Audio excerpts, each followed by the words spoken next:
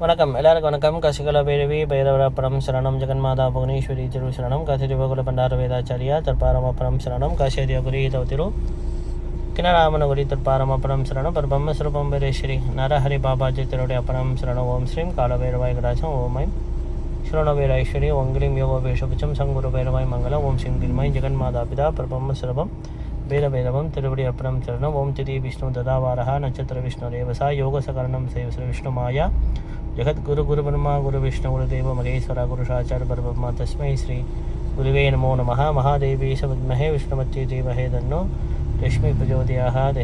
जयंती मंगला मंत्रधारी भद्रकाली कपाली दुर्गा शिवा शिवरात्रि स्वाहा स्वदा नमस्ते. इनकी ஒரு முக்கியமான ஒரு ஜெகன்மாதா யோகமய ஸ்ரீ புவனேஸ்வரி தேவி காசிகால பைரவி பைரவருடைய ஆன்மீக தகவல். நான் நேற்று இந்த மூலிகை பற்றி நான் காமிக்கிறேன்னு சொல்லியிருந்தேன் போன வாரம். இந்த வாரம் முடியல. தேதி இன்றைக்கி 4ஆம் தேதி 11ஆம் மாதம் 2/2/5. அதாவது காலை மணி ஒரு 12 மதியம் ஒரு 12 மணி போல் ஒரு முக்கியமான ஆன்மீக தகவல். இன்றைக்கி 82வது சதஸ் 82 சதஸ்னா 82வது ஒரு ஆன்மீக ஒரு தகவல்.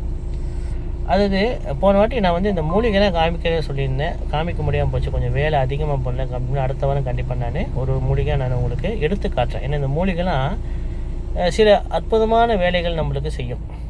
தெரிஞ்சு வச்சுக்கிட்டால் நம்மளுக்கு மலேசியாலேயும் மூலிகை உண்டு. ஆனால் சில மூலிகைகள் இந்தியா மண்ணுக்கு தான் வருது, சில மூலிகை இந்த மண்ணுக்கு வர மாட்டேது. இருந்தாலும் இருக்கிற மூலிகை வச்சு நம்ம சில பலன் பார்க்கலாம் இல்லையா? அது முதல் விதி. 2வது விதி உங்கிரே நமச்சிவாய பைரவ சிவம். 2வது விதி ஜோதிட சாஸ்திரத்தில் ஒரு அன்பர் கேள்வி கேட்டதார். என்ன கேள்வி கேட்டாருன்னா, குரு பகவானும் ரொம்ப முக்கியம். ஒரு ஜாதகத்தில் குரு பகவான் சுக்கிர பகவான் இது 2 கிரகங்கள்லாம் இது ஜோதிட குருமாருக்கு அது விளங்கும். பொதுமக்களுக்கு கொஞ்சம் சிரமம் தான். அதாவது ஜாதகத்தில் 2 சுப கிரகங்கள் சொல்லப்பட குரு பகவானும் சுக்கிர பகவானும் வளர்பிறை சந்திரனும் பாவிகள் சேராத புதனும் கெடக்கூடாது. அவங்க நல்ல சிறப்பாக இருக்கணும். முதல் விதி. 2வது விதி இந்த குரு பகவான் பார்வை ரொம்ப முக்கியம் எல்லாம் சொல்கிறாங்க. உண்மைதான். குரு பகவான் பார்வை வளர்க்க செய்யும்.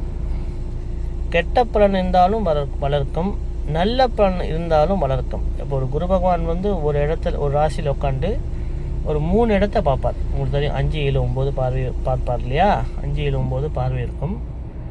அவர் அந்த 5, 7 பார்வையை பார்க்கும்போது நல்ல காரகத்துவம் பெற்ற ராசியை பார்க்கும்போது அந்த நல்ல காரகத்தை வளர்க்கும். கெட்ட காரகத்தை அந்த குரு பார்க்கும்போது கெட்ட காரகத்தையும் வளர்க்கும். இப்போ எடுத்துக்காட்டு, குரு லக்னத்துலேருந்து 6ஆம் இடத்தை பார்க்கறத வச்சுக்கங்களேன். அது 6ஆம் இடம் உங்களுக்கு எல்லாம் தெரியும். ஜோதிட அன்பர்களுக்கு தான் தெரியும், குருமாருக்கு மற்றவங்களுக்கு இது சரியாக அப்படி வழங்காது. இருந்தாலும் தெரிஞ்சுக்குங்க. அப்போ அந்த குரு பகவான் 6ஆம் இடத்தை பார்க்குறாருன்னா 6ஆம் இடம் எதை குறிக்கும்? பொதுவாக கடன், நோய் இதெல்லாம் குறிக்கும் இல்லையா? அப்போ அந்த பாவ பலனை அது குரு பகவான் வளர்க்கும். இது ஒரு விதி தெரிஞ்சுக்கணும் குரு பகவானை பற்றி. ஏன்னா 12 ராசியில் எப்படி இருந்தாலும் 3 ராசி அவர் பார்ப்பார். அதனால நம்ம எப்பயும் குரு பகவானை கொஞ்சம் கவனித்து பார்க்கணும். சில பேர் நினைக்கிறாங்க 8ஆம் இடத்தை பார்த்தால் குரு நன்மை செய்யும் சொல்கிறாங்க. இல்லை, 8ஆம் இடத்தை பார்த்தாலும் 8ஆம் அதிபதியை பொறுத்து பலன் எப்படின்னு நீங்கள் கவனிக்கணும். அதை விட ரொம்ப முக்கியமான விஷயம் இருக்குது. இது இப்போ உள்ள ஜோதிடர்கள் இதை பற்றி பேசவே மாட்டாங்க. ஏன்னா 12 ராசி 9 கிரகங்கள் இருக்குது. இப்போ இந்த 9 கிரகங்களும் ஒரு கிரகங்களும் ஒரு வேலையை செய்யுமா. ஒரு கிரகம் சாமி கும்பிடும், ஒரு கிரகம் அலங்காரம் செய்யும், ஒரு கிரகம் ராஜ வேலை செய்யும், ஒரு கிரகம் சாப்பிடும். அப்படின்னு இதுக்கு பேர் சமயம் சொல்லி ஒரு கணிப்பு இருக்குது. இது சமய பார்வை, சமய நிலைன்னு சொல்லுவாங்க. ஒரு கிரகம். அப்போ ஒரு கிரகம் நித்திரை செஞ்சிச்சுன்னா, நித்திரைனா என்ன அர்த்தம்? தூங்குறது. இப்போ ஒரு கிரகம் நித்திரை சமயத்தில் இருந்தால், இப்போ எடுத்துக்காட்டு குரு பகவான் நித்திரை சமயத்தில் இருக்கார் வச்சுங்களேன். ஒரு கட்டத்தில் அவர் தூங்குவார். நித்திரைனா தூங்குறது இல்லையா சமஸ்கிருத வார்த்தையில்? அப்புறம் தூங்குற கிரகத்துக்கு எப்படி பார்வை இருக்கும்? அதான் இதெல்லாம் கொஞ்சம் கவனிக்கணும். ஏன்னா சில பேர் என்ன சொல்கிறாங்கன்னா, அன்றைக்கி கூட ஒரு குருக்கள் என்கிட்ட கேட்டார், இந்தியாவிலேருந்து ஃபோன் பண்ணி, ஐயா இந்த ஜாதகத்தை நீங்கள் பார்த்தீங்கன்னா குரு பகவான் பாற்றும் ஏன் பலன் இல்லை, அதாவது குரு பகவான் ஒரு இடத்த பாற்றும் ஏன் பலன் இல்லைன்னு சொல்லி கேட்கும்போது, அந்த குரு நிற்கிற ஸ்தானத்தை பொறுத்து அவரோட அந்த சமய கணிப்புன்னு ஒன்று இருக்குது. ஒரு கிரகம் என்னென்ன வேலை செய்து கவனிக்கணும். அப்படி கமிக்கும் போது குரு பகவான் தூங்கிட்டு இருந்தார்னா அந்த நேரத்தில் பார்வை அவருக்கு இருக்காது, இது கணிப்பு. அதே மாதிரி ஒரு கிரகம் 3 மண்டலம் இருக்கும். அது அரக்க மண்டலம், நரமண்டலம், தேவ மண்டலம் ஒரு கணிப்பு இருக்குது. இது வந்து பழைய கிரந்த புக்கில் தான் இருக்குது. அதாவது ஜோதிட அலங்காரத்தில் இந்த விதி இருக்குது. ஜோதிட அலங்கார புக்கு கண்டிப்பாக வச்சுருப்பீங்க, அதை எல்லாரும் கொஞ்சம் கவனித்து பாருங்களேன். அப்போ இந்த அரக்க மண்டலத்தில் ஒரு கிரகம் நின்று தசை நடத்தினால் காலகட்டத்தில் ரொம்ப மிகப்பெரிய பாதிப்பை கொடுக்கும். இது ரொம்ப முக்கியம். இதே ஒரு கெட்ட கிரகங்கள் வந்து நரமண்டலத்தில் இருந்தால் பரவாயில்லை. அதே மாதிரி சுப மண்டலத்தில் இருந்தாலும் பரவாயில்ல. இந்த அரக்க மண்டலம் மட்டும் கூடாது. அரக்க மண்டலத்தில் ஒரு கிரகம் இருந்து அந்த கிரகம் திசை நடந்தாலும், அது குருவாக இருந்தாலும் சரி, சனியாக இருந்தாலும் சரி, ரொம்ப அரக்க மண்டலத்திலேருந்து ஒரு கிரகம் திசை நடத்தினா அது மிகப்பெரிய ஒரு பாதிப்பை கொடுக்கும். இது வந்து ஜோதிட கேட்ட கேள்விக்கு நான் பதில் சொன்னேன்னா எல்லோரும் பார்ப்பீங்க, எவ்வளோ குருமார்கள்லாம் இருக்கிறீங்க. எனக்கு தெரிஞ்சது நான் சொல்கிறேன், ஏற்றுக்க அப்போங்க அது உங்களுடைய தர்மத்தை பொறுத்தது. நான் யாரையும் வலியுறுத்தலை. ஒருத்தர் கேள்வி கேட்டால் அதுக்குள்ளே பதில் நான் சொல்லி ஆகணும் இல்லையா? இப்போ அவர் கண்டிப்பாக அவருக்கு எல்லோரும் பார்ப்பாங்க. இது ஒரு முக்கியமான ஒரு கணிப்பு இல்லையா? ஒரு கிரகம் எந்த சமயத்தில் நிற்கிது, ஒரு கிரகம் எந்த மண்டலத்தில் இருக்குது, நரமண்டலமா, தேவமண்டலமா, அசுர அரக்க மண்டலமான்ட்டு பார்க்கணும். அதுக்கு பிறகு எந்த டிகிரியில் நிற்கிதுன்னு பார்க்கணும். இதெல்லாம் ரொம்ப கணிப்பு. நல்ல குருவிட்ட வந்து நீங்கள் இது வந்து பேசிக் பாடம் தான். இது வந்து பெரிய ஒரு முக்கியமான பாடம் இல்லை, இது பேசிக். ஆனால் இது ரொம்ப முக்கியமான பலன் கொடுக்கும். முக்கியம். சில பேர் குரு பார்த்தால் நன்மை, சனி பார்த்தால் கெட்டது, சனி பார்த்தால் நன்மை, குரு பார்த்தா கெட்டது அப்படின்னு நினைக்காதீங்க. எல்லா கிரகமும் நல்ல கிரகம், எல்லா ராசியும் நல்ல ராசி தான். எல்லா கிரகமும் கெட்ட ராசி தான், எல்லா கிரகம் நல்ல ராசி தான். அப்படின்னு நம்ம எந்த கிரகத்தையும் அது கெட்டதுன்னு நல்லா பிரித்து பார்க்கவே முடியாது. எல்லாமே நம்மளோட கணிப்பை பொறுத்து தான். நம்ம எப்படி கணிக்கிறோமோ, எவ்வளோ தூரத்துக்கு உள்நோக்கி நம்ம அது பலன் எடுக்கிறோமோ அது நம்மளுக்கு நடக்காமல் இருக்க வந்து நம்மளோட கணிப்பை பொறுத்து தான். எடுத்தோம் ராகு கெட்டவர், குரு நல்லவர், சுக்கிரன் கெட்டவர், சனி பகவான் நல்லவர் அப்படின்னு நிர்ணயம் பண்ணவே முடியாது. எல்லா கிரகம் நல்ல கிரகம், எல்லா கிரகம் கெட்ட கிரகம், நம்ம கணிப்பை பொறுத்து தான். சரி, இது வந்து ஜோதிட ஒரு குறிப்பு. கேட்ட கேள்விக்கு பதில் தெரிஞ்சுக்குங்க. எனக்கு தெரிஞ்சு நான் சொல்கிறேன், அது உங்களோட இஷ்டம். இப்போ குரு வந்து அதிசாரம் ஏற்பட்டிருக்கார். இப்போ அதிசாரம்னா மிதன வீட்டை விட்டு கடக வீட்டுக்கு பேச்சாயிருக்கார். அதாவது கொஞ்சம் பலம் எடுத்து முன்னுக்கு போயிருக்கார் இல்லையா? அப்போ சில மாற்றங்கள் ஏற்படும், மக்கள் மத்தியில் சில மாற்றங்கள் கொஞ்சம் ஏற்படும், பார்த்துக்குங்க. ஆனால் நல்ல மாற்றம் தான். குரு பகவான் அப்படி ஒன்றும் பெரிய பாதகம் செய்ய மாட்டார். குரு நன்மை தான் செய்வார். ஒன்று ஏன்னா அவர் நல்லவரே சொல்ல முடியாது, அதனால் அவர் ஓரளவு நல்லது தான் செய்வார். இது முதல் விதி. ரெண்டாவது விதி என்னதுன்னா, இது மாந்திரிக சாஸ்திரத்தில் ஒரு குறிப்பு. ஓம் கிரிய நமசிவாய பைரவ சிவம். இது என்ன குறிப்புனா, சில பேர் வந்து வீட்டில் வந்து துஷ்ட சக்திகள் இருந்துச்சுன்னா நிறைய மூலிகை நான் கொடுத்துருக்கேன் ஏற்கனவே. இந்த வெட்டி விதை, அப்புறம் இந்த சில மூலிகைலாம் நான் கொடுத்துருக்கேன். பேய் மிரட்டி, ஆண் பெருமட்டை, பெண் பெருமட்டை, இதெல்லாம் நீங்கள் எடுத்து வச்சுங்கன்னு சொல்லியிருக்கேன். இது புகை போடலாம். ரொம்ப முக்கியமானது வந்து கோமயம். என்ன கோமயம்னா, மிருகத்திலே மிக உயர்ந்தமான மிருகம்னா அது வந்து கழுதை தான். கழுதை. சில பேர் சொல்லுவாங்க பசுமாடு, அப்படின்னா இல்லை. அதாவது துஷ்ட சக்தியை விரட்டக்கூடிய மகாசக்தி கழுதைக்கு உண்டு. அது வந்து கழுதையோடைய கோமயம் அது கிடைக்காது, மலேசியாவில் இல்லை. அது மலேசியாவில் யார் கழுதை வைக்க நமக்கு என்ன தெரியும். ஆனால் இந்தியாவில் கழுதை வச்சுருப்பாங்க இல்லையா, கிராமப்புறத்தில் வந்து கழுதை இருக்கும். அதோட கோமயத்தை எடுத்து வச்சுக்கோங்க. ரொம்ப விசேஷமான ஒரு பொருள். இது வந்து மாந்திரிக சாஸ்திரம் படித்தவங்களுக்கு நல்லா தெரியும். கழுதையோடைய கோமயம் அது எப்பயுமே நீங்கள் வந்து வச்சுக்கணும். அதில் வந்து ஜவ்வாது கொஞ்சம் தூள் போட்டு, பச்சைக்கருப்பரை கொஞ்சம் தூள் போட்டு, மிளகு கொஞ்சம் தூள் போட்டு, ஏலக்காய், பட்டைப்பூ போட்டு ஒரு பாத்தலில் அடைச்சி வச்சுக்கணும். ஏன் சொல்கிறேன்னா, ஒரு வீட்டில் வந்து ரொம்ப நாள் அடைச்சி இருந்த வீடு, பேய்கள் நடமாட்டம் இருக்குன்னா, இந்த கழுதையோட கோமையை தெளித்தாலே அது அந்த இடத்த விட்டு ஓடிடும். அவ்வளோ மகாசக்தி இருக்குது இந்த கழுதையோடைய யூடி இருக்குது. அதனால தான் வந்து இந்த கழுதையை வந்து தவறாக நினைக்காதீங்க. உலகத்தில் வந்து பூமியிலேருந்து ஒரு நீர் வரும். அது வந்து சுத்தமான ஒரு நீர். அதுக்கு பேர் வந்து உழுவ நீர் சொல்லுவாங்க. அந்த நீர் வந்து ஆகாயம் நீர் சொல்லுவாங்க. அது வந்து எந்த இடத்துல எங்கே வருதுன்னு சொல்லி கழுதைக்கும் குதிரைக்கும் தான் தெரியுமா. கழுதைக்கும் குதிரைக்கு தான் தெரியும். அதனால தான் வந்து அந்த காலத்தில் போர் வீரர்கள்லாம் வந்து குதிரை மேலே போகும்போது குதிரை எங்கே தண்ணி குடிக்குதோ அந்த தண்ணியை தான் குடிப்பாங்களாம். அதுமாதிரி கழுதை எந்த தண்ணியை குடித்தா அதுக்கு தெரியும் அந்த தண்ணி சுத்தமான தண்ணின்ட்டு தெரியுமா.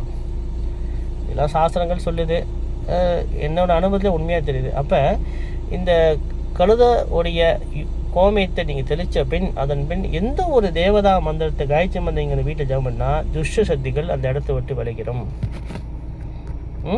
துஷ்ட சக்திகள் வச்சு விளை. அதன் பிறகு கோமியம், மாட்டோட கோமியம், பசுமாட்டு கோமியம் தெளித்து லட்சுமி பூஜை பண்ணாலே போதும், வீடு வந்து மங்களம் உண்டாகிடும்.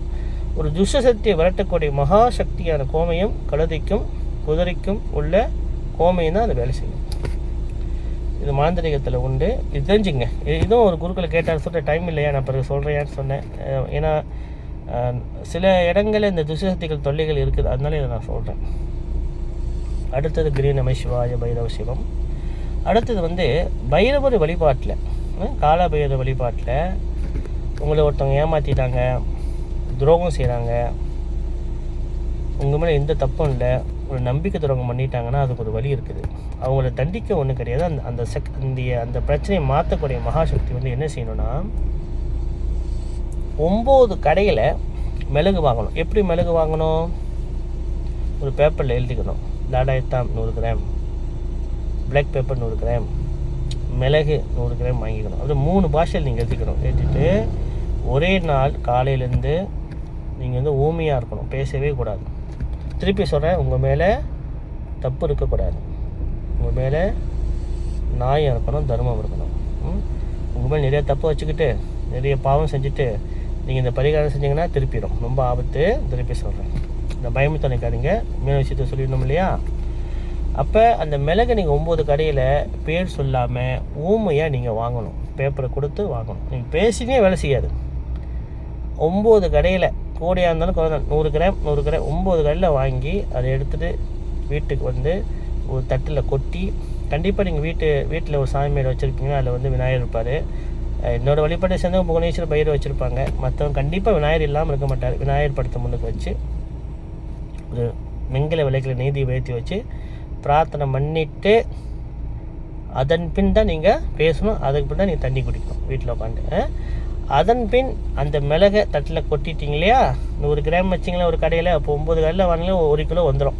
1 கிலோ மிளகை நீங்கள் கொட்டி கூட வாங்கலாம், தவறு ஒன்று. சில பேர் சொல்கிறாங்க மிளகை நாங்கள் வந்து 200 கிராமாக கட்டிட்டோம், சரி கொடுங்கன்னு, ஆனால் பேசக்கூடாது. நீங்கள் பார்த்தீங்கன்னா அன்றைக்கி நீங்கள் மிளகு நீங்கள் 9 கடையில் வாங்கும்போது அவங்களுக்கு தெரிஞ்சவங்க எல்லாம் அவங்க முன்னுக்கு வந்து நிற்பாங்க பேசுகிறதுக்கு. உங்கள் அம்மா வருவாங்க, அப்பா வருவாங்க, தங்கச்சி வருவாங்க, நெருங்கிய கூட்டாளி வருவாங்க. உங்களை எப்படி இருந்தாலும் இந்த பிரபஞ்சம் உங்களை பேச வைக்கும், உங்கள் கர்மா பேச வைக்கும்.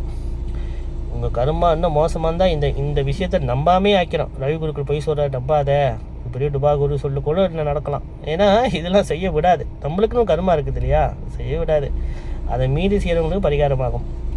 அப்போ அந்த மிளகை 3 நாள் 5 நாள் 6 நாள் ஜபம் பண்ணி, கால பைரவ மந்திரம் உங்களுக்கு தெரியும், சாதாரண மந்திரம் உங்களுக்கு தெரியும், காயத்ரி ஓம் ஸ்வனத் விஜா வித்மஹே சூலஸ்தாதி மஹே தன்னோ பைரவ, இந்த மந்திரத்தை சொல்லிவிட்டு அந்த மிளகை எடுத்துகிட்டு போய் தான் சோப்பு துணியில் கட்டி பூசணிக்காயில் விளக்கேற்றணும் பைரவருக்கு. பூசணிக்காய் எப்படி விளக்கேற்றணும் உங்களுக்கு எல்லாம் தெரியும். நம்ம இப்போ முன்ன ஆரம்பத்தில் யாரும் ஏற்றுக்கல, இப்போ எல்லோரும் ஏற்றுக்கிறாங்க. இப்போ பூசணிக்காய் விளக்கு உண்மை. கேரளாவில் வந்து பூசணிக்காய் விளக்கு ரொம்ப முக்கியத்துவம் கொடுக்கும். அதை இரவில் ஏற்றுவாங்க பைரவருக்கு. ஏன்னா பைரவருக்கு நன்னாசி பூஜை தானே விசேஷம். ராத்திரியில் 12 மணிக்கு மேலே அகோரிகள் செய்கிற பூஜை தான் விசேஷம். அது ஆனால் நம்ம அப்படிலாம் போக வேணாம். சாதாரண பைரவர் கண்டிப்பாக எல்லா கோயிலும் இருக்கிறார். பைரவருக்கு வந்து நீங்கள் அந்த மிளகை நீங்கள் வாங்கிட்டு வந்து வீட்டில் வச்சு, இந்த மிளகை தான் நீங்கள் ஒரு பொடி மிளகு எடுத்து சோப்பு துணியில் வச்சு, அதுவும் மல்லு துணியில் கட்டி 5 எண்ணெய் கலந்து, பஞ்சக்கூட்டு எண்ணெய் கலந்து தீபம் ஏற்றணும். இல்லை 5 எண்ணெய் இல்லைன்னா 3 எண்ணெய் கலந்து ஊற்றுங்க. 3 எண்ணெய் இல்லைன்னா ஒரு எண்ணெயை தான் ஊற்றி வச்சுங்க. எனக்கு தெரிஞ்சு ஒருத்தவங்க ரொம்ப ஏழ்மை, அவங்க இந்த பேக்கெட்டில் வரும் பார்த்திங்களா எண்ணெய், சமையல் எண்ணெய், அதை தான் வாங்கி, ஏன்னா அவங்களுக்கு 5 எண்ணெய் வாங்குற காசு இல்லை, அவ்வளோ ஒரு நிலைமைக்கு போயிட்டாங்க. அந்த எண்ணெய் வாங்கி ரசனாமல் அதில் ஒரு மிளகு ஒண்டி போட்டிருக்குமா எண்ணெயில். எண்ணெய் மிளகு மட்டும் மிளகு கட்டி போட்டு ஒரு ஏலக்காய் போட்டுங்கம்மா. ஒரு ஏலக்காய் மட்டும் அந்த எண்ணெயில் போட்டுட்டு அந்த எண்ணெய் பூசணிகளை ஏற்றி இன்றைக்கி ரொம்ப நல்லா இருக்காங்க. ஆனால் இப்போ மாற்றிக்கிட்டாங்க, எனக்கு கொஞ்சம் பணம் வந்த பிறகு, வசதி வந்த பிறகு 5 எண்ணெய் கலந்து வாங்கி ஊற்றிக்கிட்டாங்க. ஏன்னா எனக்கு தெரிஞ்சு இப்போ 5 எண்ணெய் கலந்தே வருது. 5 எண்ணெய் கலந்து இப்போ எல்லா கடைகளிலும் விற்கிறாங்க பஞ்சக்கூட்டு எண்ணெய் சொல்லி. அந்த எண்ணெய்கள் கலந்து நீங்கள் ஊற்றிட்டீங்க தீபம் ஏற்றலாம். அப்போ இந்த பேர் சொல்லாமல் வாங்குகிற பொருளுக்கு மிளகுக்கு மகத்துவம் பொருந்திய பலன் உண்டு. திருமூல சித்தர் அழகாக சொல்லியிருப்பார். 9 மிளகு கையில் வச்சுருந்தா எதிரி வீட்டில் விருந்து சாப்பிட்லான்னு சொல்லுவார். அது வந்து கவியில் எழுதியிருக்காங்க. அது 9 மிளகு கையில் வச்சுருந்தால் எதிரி வீட்டில் விருந்து சாப்பிடலாம். அப்போ பாருங்கள், 9 மிளகுனா எவ்வளோ சக்தி. 9 மிளகுனா 9 கிரகம். 9 கிரகத்துக்கு தோஷங்கள் விலகணும்னா பைரவருடைய பிரித்தியான மிளகை கட்டி தீபம் ஏற்றும் போது நம்ம ஜாதகத்தில் எந்தெந்த கிரகம் நம்மளுக்கு பகையாக இருக்குதோ அதெல்லாம் நம்மளுக்கு வந்து நண்பராக மாறிடுவாங்களாம். அதான் சொல்கிறேன், சிம்பிளாக முடிச்சிட்டார் திருமூலர் பைரவ வழிபாட்டில். அதை எப்படி முடிச்சிருக்காருன்னா 9 மிளகு கையில் வச்சுருந்தால் எதிரி வீட்டில் விருந்து சாப்பிட்லாம், எதிரி வீட்டில் உளுந்து சாப்பிட்லான்னு சொல்லியிருக்காரு. அப்போ இந்த மிளகு ரொம்ப அற்புதமான சக்தி. இது எனக்கு தெரிஞ்சு சத்தியமாக சொல்கிறேன். இந்த இந்த என்னோட முக்கியமான பக்தர்களுக்கு இந்த நான் செஞ்சு நான் கொடுத்துருக்கேன். இந்த ஹோமத்தை கொஞ்சம் இந்த 9 மிளகு வாங்கி மற்ற பொருள் வாங்கி இந்த ஹோமத்தை நான் செஞ்சுருக்கேன். ஆனால் உங்கள் மேலே நியாயம் தர்மம் நீதி இருக்கணும். உங்கள் மேலே நிறைய தப்பு வச்சுக்கிட்டு நீங்கள் இந்த வேலை செஞ்சீங்கன்னா ஆபத்தில் போய் முடிஞ்சிடும். அப்போ என்ன தப்புன்னு சொல்லாதீங்க, ரொம்ப ஆபத்து. உங்களை ஒருத்தன் ஏமாத்துறான், உங்கள் காசை பறிக்க பார்க்குறான், உங்களுக்கு துரோகம் பண்ணிட்டான், நம்பிக்கை துரோகம் பண்ணிட்டான், கூட இருந்து குழு படிச்சிட்டான்னா இது தாராளமாக செய்யுங்க. பைரவர் பார்த்துப்பார். இது வந்து பைரவ மகா தாந்திர புக்கிலேருந்து எடுக்கப்பட்டது. எந்த புக்கையும் ரொம்ப பழமையான புக்கில் வந்து அற்புதமான பலன் உண்டு. நீங்கள் அதை செஞ்சு பார்த்தா தெரியும். அதே மாதிரி ஒரு குருக்கள் வந்து பிகேபி முன்னாலே இந்த 64 இச்சினி தேவதால பண்டார மகா இச்சினி தேவதா ரொம்ப முக்கியமான ஒரு தேவி. அந்த தேவி வந்து மகாலட்சுமி அம்சம் பொருந்தது. குபேரனும் எச்சக்கருத்தார், குபேரனும் ஒரு இச்சினி தேவதா தான். அந்த மந்திரம் கேட்டு இப்போ தான் எனக்கு கிடச்சிச்சு. ஏன்னா என் தாத்தா புக்கு பழைய புக்கு அதை எடுக்க முடியல. அது ஒரு எழுத்து கொஞ்சம் மங்களனால அதை கொடுக்க நான் பயந்தேன். நம்மளால் ஒருத்தவங்க தப்பு ஆகிடக்கூடாது. அந்த மந்திரம் ரொம்ப எளிமையான மந்திரம் தான். இது கூட நான் டிக்டாக்கில் போட்டிருக்கேன், டீ போர்டலில் போட்டிருக்கேன், ஃபேஸ்புக்லேயும் நான் போட்டிருக்கேன். மந்திரம் ரொம்ப எளிமையான மந்திரம். ஏன்னா சில தேவதைகள் நம்ம பூஜை பண்ணி பலன் பார்த்த பிறகு நம்ம விட்டுட்டோம் வச்சுங்களேன், நம்மளை எஃபெக்ட் பண்ணிடும், நம்மளை பாதகம் பண்ணும். ஆனால் இந்த பண்டார யட்சினி வந்து மகாலட்சுமி அம்சம் பொருந்தது, லட்சுமி கடாட்சம். அந்த தேவி பூஜை பண்ணி பலன் பார்த்த பிறகு நம்ம விட்டுக்கலாம், அது பிரச்சனை இல்லை, அது எஃபெக்ட் பண்ணாது. இப்போ பாருங்கள், நான் வந்து ஏன் படம் வச்சு பூஜை பண்ண சொல்கிறேன். டோடேஸ்வரி படம் நம்ம தமிழக மத்தியிலையும் சரி, மக்களோட சூழ்நிலையும் சரி, கஷ்டப்படும்போது சாமி கும்பிடுவாங்க. அந்த பலன் பார்த்த பிறகு அவங்க விட்டு விலகிடுவாங்க. இதெல்லாம் என்னெல்லாம் கஷ்டப்படும் போது தான் தெய்வம் கண்ணுக்கு தெரியும், கஷ்டப்படும் போது தான் குரு கண்ணுக்கு தெரிவார். அதுக்கு பிறகு விலகிடுவாங்க. பொய் புத்தாலட்டம் நல்லா வந்துட்டாங்களே. ஆனால் இந்த படம் வச்சு பூஜை பண்ணால், புவனேஸ்வர் பைரவ படம் வச்சு பூஜை பண்ணால், வாசப்படி பார்த்த மாதிரி அவங்க பூஜை பண்ண வரைக்கும் நன்மை. அவங்க விட்டு விலகின பிறகு அது ஒன்றும் எஃபெக்ட் பண்ணாது. அது ஏன்னா படத்துக்கு அந்த தோஷம் வர. ஏன்னா படத்துக்கு வந்து சமஸ்கிருதம் என்ன சொல்கிறாங்கன்னா சொரண கலா பிரதிஷ்டா விதி. அது வந்து படத்துக்கு பூஜை பண்ணுற வரைக்கும் பலன் உண்டு, பூஜை இல்லையா நம்மளுக்கு பாதகம் இல்லை.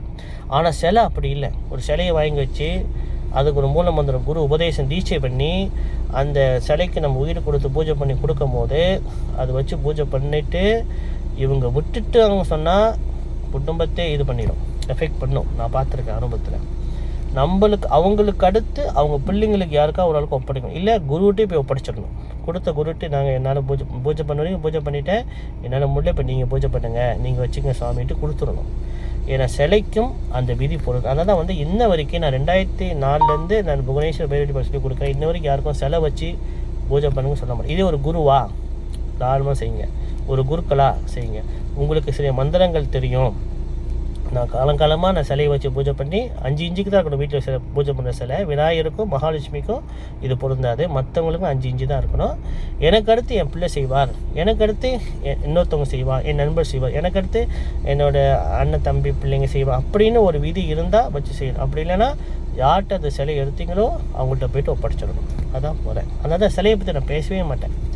உங்களுக்கு காலங்காலமாக செய்ய முடியும் விதி இருந்தால் நீங்கள் செய்யுங்க, இல்லைன்னா பரவாயில்ல விட்டுருங்கன்னு சொல்லிடுவேன்.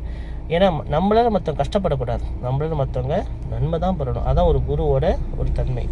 சொல்லணும், புரிஞ்சுக்கிட்டால் சரி, இல்லைன்னா அவங்க இஷ்டம். அதே மாதிரி இன்றைக்கி தேதி வந்து 4ஆம் தேதி 11ஆம் மாதம் 2025 செவ்வாய்க்கிழமை 12 மணி போல் ஒரு முக்கியமான ஆன்மீக தகவல். அதாவது 82வது சதஸ் வீடியோ. இந்த வீடியோ ஃபுல்லாக கேளுங்க. நான் சொன்ன சில விஷயங்கள்லாம் வந்து அனுபவத்தில் உண்மை, நான் போய் சொல்ல மாட்டேன். இந்த விஷயத்தெல்லாம் என்னை பற்றி எல்லாத்துக்கும் தெரியும். ரவி குருக்கள் எல்லாத்துக்கும் தெரியும். பைரவர் சொன்னால் பின்னால் ரவி குருக்கள் வந்துடுவேன், எல்லாத்துக்கும் தெரியும். இந்த பைரவ வழிபாடு நான் ஆரம்பத்தில் யாரும் நம்பலை, இப்போ குருக்கள் கால் பண்ணி சில விஷயங்கள்லாம் கேட்குறாங்க. எல்லாம் எனக்கு தெரிஞ்சது நான் சொல்கிறேன், நீங்கள் எடுத்துங்க. அதே மாதிரி அடுத்து நான் வந்து இந்த மூலிகை நான் காமிக்கிறேன். அதாவது மொதல் மூலிகை நான் சொல்லியிருந்தேன் இல்லையா, அதுவும் நத்தைச்சூரி. ரெண்டாவது மூலிகை வந்து பேய் முரட்டி. மூணாவது வந்து இது நாய் உருவியும் காமிக்கிறேன். சோப்பு நாய் உருவி எப்படி இருக்கும், வெள்ளை நாய் உருவி எப்படி இருக்கும் நான் காமிக்கிறேன், அதுவும் தெரிஞ்சுங்க. ஆனால் கருப்பு நாய் உருவி விதை நான் கேட்டிருக்கேன். இந்த ஆடியோ பார்க்குற எல்லா குருமார்களும் என்ன ஒரு வேண்டுகோள்னா, கருப்பு நாய் உருவி விதை கிடைச்சால் எனக்கு அனுப்பிவிடுங்க, எனக்கு தேவைப்படுது. நான் அதை முக்கியமான பூஜைக்கு நான் பயன்படுத்திக்குவேன். அதே மாதிரி இந்த பண்டார யட்சினி என்பது வந்து சுப மங்களம் பொருந்திய தேவதை, மகாலட்சுமி அம்சம். இதை எல்லாருமே நீங்கள் பூஜிக்கலாம். சிம்பிளான மந்திரம் தான்.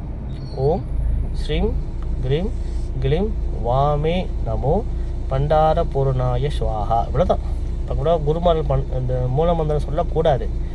ஏன் சொல்கிறேன்னா, இதை ஒரு குருக்கள் கேட்டார். ஏன்னா நாங்கள் இந்த வம்சத்தில் பண்டார குருமார்கள் வம்சத்தில் இருக்கலாம், உங்களுக்கு இந்த தேவதா ஒரு பூஜை தெரியும் சொல்லி நான் தெரிஞ்ச வரைக்கும் நான் சொல்லிட்டேன். செஞ்சு பலன் பாருங்கள்.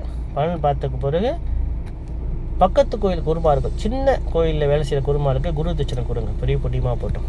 சரிம்மா. காசிகால பைரவி பைரவர் அப்படம் சரணம் ஜெகன்மாதா புவனேஸ்வரி திரு சொன்னவங்கரையும் நம சிவாய பைரவ சிவம்.